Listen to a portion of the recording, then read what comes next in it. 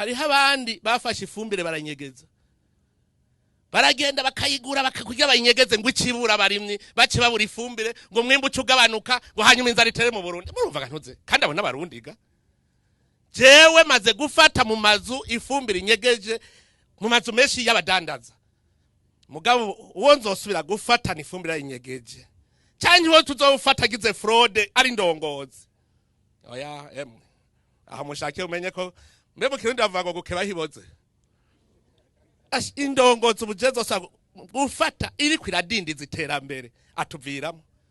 Emwe ntazaze yidoga iwanyu kandi uzoza wumva yidoga ngurumva ngurabone ngo ivyo bintu neva angiriye nk'ubu, ahubwo murazova muti yakugize rutoyi uti yakugize bike.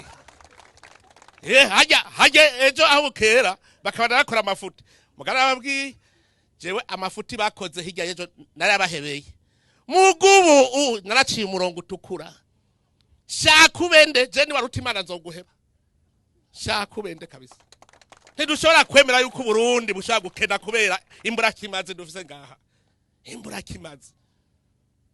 Babonye Imana arabahaye baca bigira rero bihangange babikuye he? Hari ivyo bavutse bafise. Uwigira igihangange Imana izomutibura.